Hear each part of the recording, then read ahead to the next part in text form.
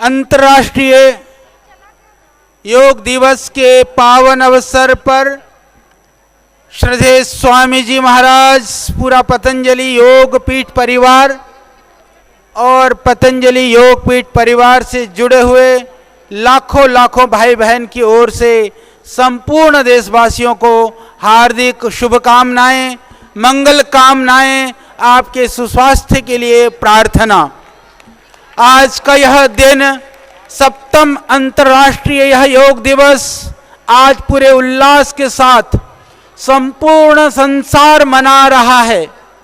उसमें भी इस योग की वर्तमान युग में एक तरह से मैं कहूं उद्गम स्थली, उद्गम पुरुष श्रद्धेय स्वामी जी के नेतृत्व में हम सब ने प्रातः काल 5 बजे से इस योग का उत्सव, योग का आनंद, योग के विविध क्रियाओं का स्वयं अनुष्ठान और प्रदर्शन किया।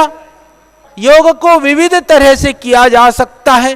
योग के विविध अंग हैं, योग के विविध आयाम हैं, तो योग के द्वारा विविध तरह के व्याधियों को, आदियों को नष्ट किया जा सकता है।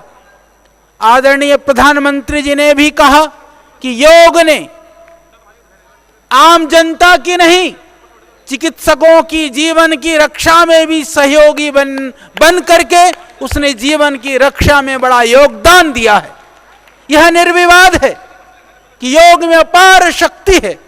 हम सबको उस शक्ति को पहचान करके जितना जल्दी हम योग से जुड़ेंगे, दुनिया को रोग मुक्त करते हुए दुनिया को हिंसा से भी बचाने का कार्य, दुनिया के झगड़े और लड़ाई से बचाने का कार्य भी योग के द्वारा ही संभव हो सकता है।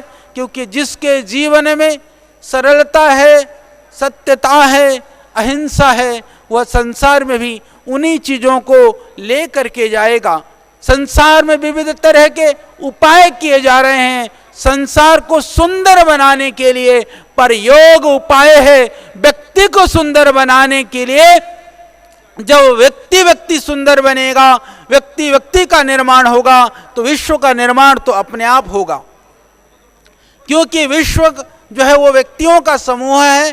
तो आइए हम सब मिलकर के इस योग को, जैसे श्रद्धेय स्वामी जी ने कहा, आत्मसात करते हुए जीवन में उसको उतार करके दुनिया के प्रत्येक व्यक्ति तक पहुंचाने का हम सब संकल्प लें, संकल्पित हों। और हमें कहते हुए प्रसन्नता है, जैसे आदरणीय प्रधानमंत्री जी के प्रयास से 200 देशों में आज योग पहुंचा है, तो श्रद्धेय स्वामी जी के प्रयास से उन 200 देशों में पतंजलि से जुड़े हुए योगी भाई बहन आज योग का कार्यक्रम कर रहे हैं। बड़े बड़े कार्यक्रम कई देशों में हो रहा है। तो पूरे विश्व में इस योग को पहुंचाने का संकल्प पुनः बलवती होकर के और आगे बढ़ रहा है।